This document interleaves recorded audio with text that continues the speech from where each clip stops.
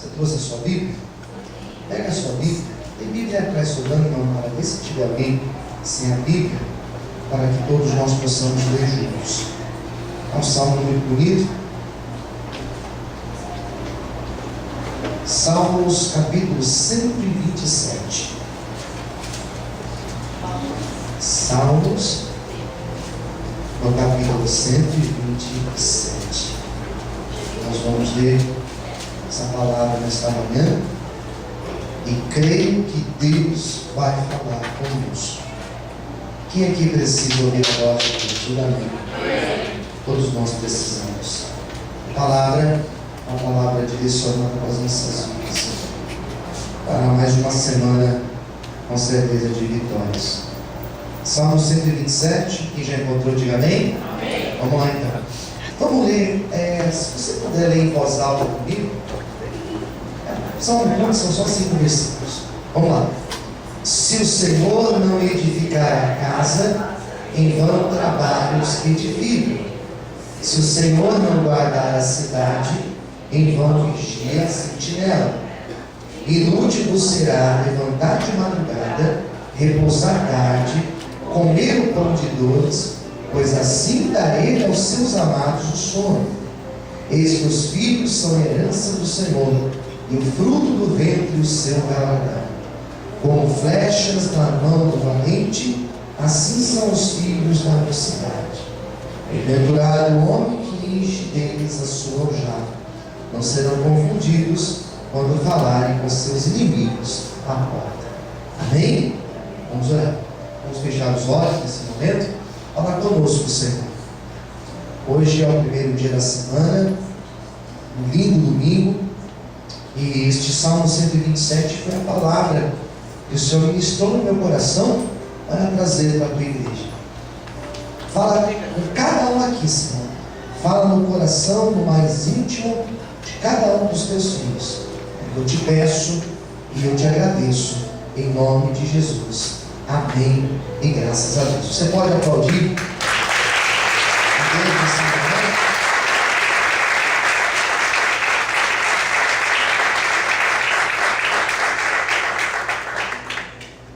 É um salmo curto, mas ele percebi que ele é muito rico, esse salmo. Salmo 127. Primeiro, é um salmo que é atribuído a Salomão. Então, na verdade, baixa um pouquinho para mim, Bíblia, por favor. Na verdade, nós não sabemos se foi Salomão, né?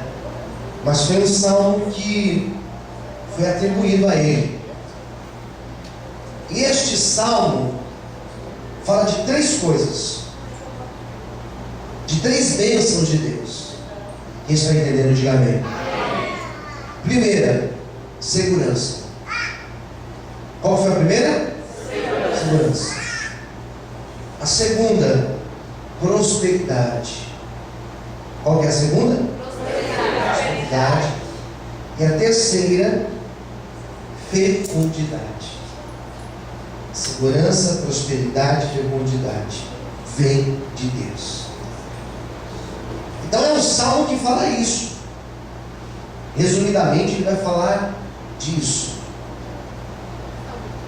de forma mais clara nele. Nós vamos encontrar essas 3 ideias. Porém, existem algumas palavras dentro dele que elas não estão tão claras, porém elas se deixam mostrar. Elas não estão ali escritas, elas não estão colocadas, mas entre linhas você consegue perceber essas ideias. Como por exemplo, desilusão. Como evitar a desilusão? Esse salmo fala isso. Desilusão ou frustração, que são coisas muito difíceis de lidar. Eu não sei se você já se desiludiu ou se frustrou em algo na vida. É difícil. Vou dar alguns exemplos para vocês. Noivado. Uma pessoa que namora um período, fica noivo, e às vezes, pouco tempo antes de casar, acontece algo, ou descobre algo, daí não casa. Tudo comprado, móveis comprados, geladeira comprada, pano de prato comprado, viagem pronta, daí não casa. Isso dá uma desilusão. Quem concorda, diga amém. Eu já vi gente, irmão, chegar aqui na igreja com isso, com essa dor na vida, que investiu para casar, fez tudo, quando chegou nos últimos dias, alguém desistiu. Ou então chega até casar, daí casa, daí fica ali pouquíssimo tempo, ocorre uma tragédia, problema, situação, daí tem a desilusão. Uma pessoa que pega todo o seu dinheiro, pega todas as suas reservas financeiras, investe em algo, não dá certo. É desilusão os negócios, tem gente que se mata, não é verdade? Teve pessoas que por causa da crise, teve pessoas que por causa de problemas financeiros, isso em redor de todo mundo, se mataram. Se mataram. Porque a desilusão foi muito forte. A dor da desilusão foi algo que a pessoa não soube lidar. Então a desilusão na vida do homem e da mulher, não importa se ele é cristão, se ele é budista, se ele é da Seixa do Rei, se ele é católico, não importa. Nós humanos, quando passamos por alguma desilusão na vida, se nós não tivermos equilíbrio, nós entramos em parafuso. Sabe o que é parafuso, né? É uma expressão usada por aqueles pelos pilotos de avião. Quando o avião ele começa a cair, ele começa a cair em parafuso. Começa a cair em ciclo até estourar no chão. Uma pessoa ela entra em parafuso. E o texto que eu li para vocês, parece que não, mas ele fala disso. Não está tão claro. Segurança, prosperidade e fecundidade está no título da minha Bíblia, que é um título que foi colocado, né? Não é que o autor colocou. Mas a ideia da desilusão está muito marcada nesse texto. Por exemplo, versículo 1. Aqui eu vou ler para vocês algumas coisas. Por exemplo, olha o que diz o versículo 1. Se o Senhor não edificar a casa, em vão trabalham os que edificam. Isso daqui está dizendo, olha, se Deus não estiver edificando o teu projeto, se Deus não for a base, porque essa palavra edificar é construir. E tudo que você vai construir, você tem que ter base para construir. Você vai edificar uma casa, por exemplo, né? Vai edificar um prédio. Aqui o Felipe estuda engenharia. Você vai edificar alguma coisa, tem que ter base. Se você não tiver uma base bem sólida, vai desmoronar. E o texto está dizendo que se Deus não for a tua base, que se Deus não edificar a tua vida, você vai trabalhar e você vai se frustrar. Porque você vai correr o risco de levantar uma casa e no primeiro vento que soprar nela, no primeiro tremor que passar por essa casa, na primeira dificuldade que ela enfrentar, na primeira tempestade que ela vier, essa casa vai desmoronar. E essa casa se refere à minha vida, se refere à tua vida, ela se refere aos nossos projetos de vida, ela se refere, por exemplo, aos nossos ideais de vida. Se Deus não for a nossa base, meu amigo ou minha amiga, se Deus não for o alicerce do nosso prédio, nós estamos correndo um sério perigo. Nós estamos correndo o risco do primeiro vento que soprar, nossa casa desmoronar. Nós estamos correndo um sério risco da primeira dificuldade que vier, nós não resistimos a essa dificuldade. Aí eu comecei a pensar. E pensar, claro, na minha vida. E pensar na seguinte ideia: até que ponto Deus é a base da minha vida? Até que ponto Deus é a base das minhas decisões e decisões diárias? Até que ponto Deus ele tem sido o edificador da minha vida? Porque às vezes nós queremos edificar coisas, às vezes queremos começar algo errado, queremos que dê certo, nunca vai dar certo. Às vezes nós queremos dar o primeiro passo, mas Deus não está mandando você dar o primeiro passo, nunca vai dar certo. Por isso o melhor a se fazer é nós buscarmos a direção de Deus na nossa vida, e mais do que isso, colocar Deus como o Senhor da nossa vida. Senhor, esse projeto está no meu coração, mas se não tiver no teu coração, eu prefiro que nem aconteça. Eu quero que a tua vontade, ela seja feita na minha vida, em nome de Jesus, amém? Quantos podem aplaudir a Deus nessa manhã? Glória a Deus, amém? Aí vem outra ideia, quer ver? Esse faz sentido o que eu estou falando. Se o Senhor não guardar a cidade, versículo 1, tá? Se o Senhor não guardar a cidade, em vão vigia a sentinela. Olhe para mim, por favor. Se Deus não guardar, ninguém guarda isso. Se não for Deus nos guardar, ninguém pode nos guardar. Quem entendeu, diga amém. O que serve uma sentinela numa cidade? Aquelas torres, né? Aquelas torres lá em cima ficam as sentinelas, a guarita, né? Fica ali observando e guardando a cidade. O texto fala assim: que se Deus não guardar aquilo que nós temos, nada pode guardar. E Deus colocou uma palavra muito forte no meu coração. Eu quero que você fale essa palavra para a pessoa do teu lado. Diga assim para ela: em Deus. Fala assim: a nossa vida.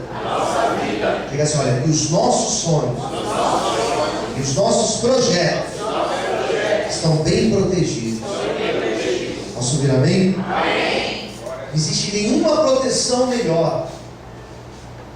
Não existe nenhum lugar mais seguro no mundo para nós estarmos que não seja debaixo da mão poderosa de Deus. Se a minha vida está debaixo da mão de Deus, se o meu projeto está debaixo da mão de Deus, se a minha casa está debaixo da mão de Deus, se os meus sonhos, se os meus filhos, se o meu casamento está debaixo da mão de Deus, pode o adversário se levantar, pode o inimigo querer se opor, pode quem quiser fazer obra contrária, pode quem quiser colocar olho gordo, inveja, pode quem quiser colocar meu nome onde quiser. Se eu estou debaixo da mão de Deus, nada de mal vai me tocar, porque debaixo da mão de Deus nós estamos protegidos. Todos podem aplaudir e exaltar o Senhor nesta manhã. Aleluia! Nada vai te tocar se você estiver debaixo da mão de Deus. Amém, amado? Nada toca, nada frustra. O adversário não frustra os nossos sonhos, se eles estão debaixo da mão de Deus. Percebe? A diferença de estar na mão de Deus é estar na minha mão. Você que tem filho, nós que temos filhos, vamos colocar os nossos filhos nas mãos de Deus. E no dia que nós trouxemos eles aqui na frente do altar e apresentamos a Deus, você consagrou o teu filho para Deus. Ele pertence a Deus. Quem entendeu, diga amém. Você que casou, você veio no altar, você recebeu a bênção de Deus, você colocou o teu casamento na mão de Deus. Glória a Deus. Amém, queridos? Tudo que nós temos, nós precisamos pôr nas mãos de Deus. Tudo está aqui, Senhor. Esse carro, essa loja, essa empresa, essas minhas ferramentas de trabalho, tudo nas tuas mãos. Quem entendeu, diga amém. Amém. Versículo 2. Vamos lá. Olha o que diz o 2. Percebe? Eu estou falando de frustração. Olha o que diz o 2. Inútil. Inútil. Não serve para nada. Levantar de madrugada, dormir tarde, comer o pão de dores. Na tua Bíblia tem outro nome? Pão de outra coisa? Tem alguma outra tradução aí? Hã? Penosamente. Ainda não é o que eu gostaria. Tem algum outro? Hã? Arduamente. Não era ainda. Ó, inútil você será levantar de madrugada, repousar tarde, comer o pão de dores, de sofrimento amargo. Daí diz assim, olha, pois assim dá ele aos seus amados o sono. Existe uma outra tradução que eu pensei que alguém poderia ter, que ao invés de dores tem a palavra ansiedade. Não tem nada mais dolorido do que ansiedade. Ansiedade é igual a injeção de bezetacil. Dói. Ansiedade dói, queridos. Quem entendeu, diga amém. Fala para o seu irmão do lado, não seja ansioso. Foi o Salmo 40 que foi lido na abertura. Preste atenção. Glória a Deus. Esperei. Esperar é difícil. Com paciência é mais difícil ainda, né? Mas o texto fala assim, olha, inútil você levantar de madrugada, trabalhar o dia inteiro, correr, dormir bem tarde, dormir poucas horas, viver ansioso, não adianta, é frustrante. Porque o que é ansiedade? Ansiedade é você antecipar coisas. Ansiedade é você antecipar o dia de amanhã e querer fazer que o dia de amanhã aconteça agora. Isso é ansiedade. Você não vai conseguir. É ansiedade você tentar antecipar coisas que talvez elas nem vão acontecer. Então a pessoa fica ansiosa. Pastor, mas se acontecer, se no final do ano, gente, final do ano, a gente nem sabe se vai acabar o mês. Não, mas se ano que vem, pastor, estou preocupado na minha aposentadoria. Meu amigo, aposentadoria? A gente nem sabe o dia de amanhã. Quanto mais aposentadoria. E tem pessoas dentro da igreja que elas são extremamente ansiosas. Em relação com Deus não cabe ansiedade. Posso subir amém? Amém? Aos domingos eu tenho pregado, domingo de manhã eu tenho pregado muito sobre relação com Deus. Vocês que têm vindo domingo de manhã, têm me ouvido pregar muito salmo de manhã. Falo da relação com Deus. Ansiedade não pode estar no meio da relação com Deus. Porque relação com Deus é o contrário à ansiedade. E o contrário à ansiedade, sabe o que é? A nossa confiança em Deus. O Salmo 127 ele está dizendo, você não vai se frustrar. Porque enquanto a pessoa que não conhece a Deus, ela está ali ansiosa, correndo. Aos que amam a Deus e aqueles que Deus ama, o versículo 2 vai dizer assim, olha, aos seus amados, o que o Senhor dá para eles? O que diz aí no versículo 2? O que está escrito aí? Sono. Entendeu que você tem muito sono? Entendeu que eu vivo com sono? Que você vive com sono? Você é amado de Deus. Posso ouvir amém? Na verdade, esse texto, quando fala sono, sabe o que está falando? Descansa em Deus. E é tão maravilhoso você confiar em Deus, porque enquanto você dorme, a palavra de Deus na tua vida, enquanto você dorme, Deus trabalha com você. Enquanto você dorme, Deus está agindo lá na sua empresa. Enquanto você dorme, Deus está agindo lá no coração daquela pessoa. Enquanto você dorme, enquanto você descansa, Deus está trazendo a provisão dele para a tua vida. Enquanto você está aqui adorando a Deus, Deus já está preparando um maná para você. Enquanto você está aqui na presença dele, Deus já está preparando o melhor dessa terra para você. Amém? Quantos podem aplaudir e exaltar o Senhor em forte, aleluia.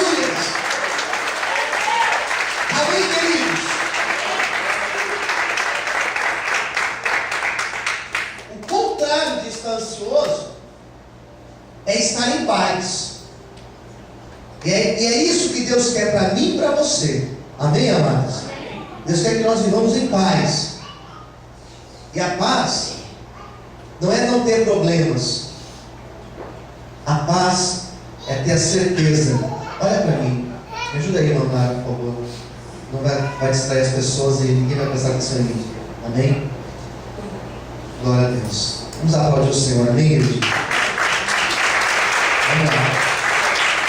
Vamos voltar ao texto. Pega a sua Bíblia mais uma vez, versículo 2. Inútil será levantar de madrugada, repousar à tarde, comer o pão de dores, pois assim dá ele aos seus amados o sono. É a superação da ansiedade. E como é bom você confiar em Deus a tal ponto da ansiedade não conseguir atingir a sua vida. Amém, amados? Amém. Versículo 3 e versículo 4. Vou ler 2 versículos agora. Diz assim: eis que os filhos são herança do Senhor, e fruto do seu ventre o galardão. Como flechas na mão do valente, assim são os filhos da mocidade. Salomão foi um homem que quando ele falava acerca de filhos, Salomão sempre disse que filhos é a herança do Senhor. Filho é a bênção de Deus. Nesta época, ter filhos era sinal de segurança. Por isso que as famílias antigas, elas tinham muitos filhos. Os mais velhos aqui lembram que antigamente as famílias, elas não somente porque não tinha tantos métodos anticoncepcionais como atualmente, mas antigamente ter filhos e muitos era sinal de bênção. Hoje é sinal de outras coisas, né? Ter muitos filhos é até complicado pela dificuldade financeira de hoje. Mas era um sinal de segurança, era sinônimo de segurança. Porque se eu tivesse muitos filhos, bom, na minha velhice, esses muitos filhos cuidariam de mim. Não é o que a gente vê hoje. Ter muitos filhos nessa época significava o quê? Eu vou ser próspero, porque eu vou ter muitos filhos, e isso aqui é muita mão de obra. Eles vão trabalhar comigo, e nós vamos crescer. Quem entendeu? Diga amém. Amém. Então, ter muitos filhos era sinal de segurança e prosperidade. Por isso que o texto fala que os filhos são herança do Senhor, e o fruto do seu ventre o galardão. A bênção de Deus, ela não é somente sobre a nossa vida, mas é sobre os nossos também. Nossos filhos, o casamento, nossa casa, existe a bênção de Deus. Posso ouvir amém? E essa bênção, Deus, Ele quer nesta manhã derramar sobre a tua casa, sobre o teu filho, sobre a tua filha, sobre a tua esposa, sobre o teu esposo, sobre os teus pais, você que não é casado. Deus, nessa manhã, Ele quer derramar a bênção dEle sobre a nossa casa, e a nossa casa, ela será abençoada pelo Senhor, em nome de Jesus. Você pode aplaudir e exaltar a Deus por essa palavra. Amém, amados? Você pode glorificar a Deus por isso? Amém? Por que esse texto, o pastor, fala? Por que essa palavra aqui está falando sobre a desilusão, as frustrações? Que nada mais frustrante do que você viver na sua casa e não viver a bênção de Deus na sua casa. Nenhum sucesso externo vai suprir o sucesso da nossa casa. Amém, amados? Amém. E é frustrante você ser alguém falido na sua casa. É frustrante. Isso dá uma desilusão muito grande. Mas nessa manhã, Deus está abençoando a tua casa de forma gloriosa. Pessoas da tua casa, pessoas mais próximas de ti, ou talvez nem tão próximas a ti, Deus está visitando dessa manhã. Famílias estão sendo restauradas aqui, famílias estão sendo alcançadas aqui aqui nesta manhã, lares estão sendo restaurados. Deus me mostra lares sendo restaurados aqui, alianças familiares sendo refeitas aqui nesta manhã, em nome de Jesus. Glória a Ele, exalta o seu nome forte. Glória a Deus. Amém, amado. E lá no último versículo, que é o versículo 5, a palavra de Deus diz assim: olha, bem-aventurado o homem que enche deles a sua aljava. A outra parte diz assim: olha, não serão confundidos quando falarem com seus inimigos à porta. Não serão confundidos. Fala para quem estiver perto de você: nós não seremos confundidos quando falarmos com os nossos inimigos à porta. Então, é uma palavra que encerra. O Salmo 127 fala que nós não seremos confundidos, nós não ficaremos sem direção, nós não ficaremos perdidos, porque Deus sempre nos dará a direção dele para as nossas vidas. Aqui fala de nós depararmos com os nossos inimigos. Todos nós aqui passamos por momentos da nossa vida de afrontas, de oposição. Todos nós que estamos aqui passamos por momentos onde nós somos constrangidos em momentos. Somos confrontados em alguns momentos. Quantos de nós aqui já não ouvimos da boca de pessoas a seguinte frase: mas onde está Deus na tua vida? Amém, queridos? Quantos aqui já não ouviram a seguinte frase: mas você não serve a Deus? Você não vai para a igreja? Quantos aqui já não ouviram: para ir para a igreja, para ter uma vida igual a tua, eu prefiro nem ir? Quem está entendendo, diga amém. Amém. Mas isso nós ouvimos não quando nós estamos bem, mas quando nós estamos aqui, ó, na luta. E isso traz confusão para muitas pessoas, porque às vezes a pessoa pensa: mas faz sentido, né? Faz sentido. Mas o texto está dizendo: você não será confundido quando você se falar, quando você se deparar com os inimigos à tua porta. Mas ao contrário disso, eles ficarão confundidos de contemplarem a obra de Deus na nossa vida. Tem uma expressão que eu uso: ninguém vai entender nada. Fala para quem está ao seu lado: ninguém vai entender nada quando Deus começar a abençoar a tua vida. Tipo assim, ninguém vai entender nada quando Deus resolver prosperar a tua vida. Mais uma vez, assim, ninguém vai entender nada quando Deus abrir a porta dele na tua vida. Diga assim: os teus inimigos ficarão envergonhados e confundidos. Amém, amados? É essa palavra que eu quero encerrar nesta manhã. Levanta as suas duas mãos aos céus. Aqueles que talvez olham para você hoje e têm visto você na luta, têm visto você na crise, têm visto você na dificuldade. Daqui a pouco tempo, diz o Senhor, eles olharão para você e eles não vão entender nada, porque Deus fará uma grande obra. Deus vai abrir grandes portas. Deus vai prosperar. Deus vai exaltar. Deus vai transformar a desilusão. Deus vai transformar a frustração em dupla honra.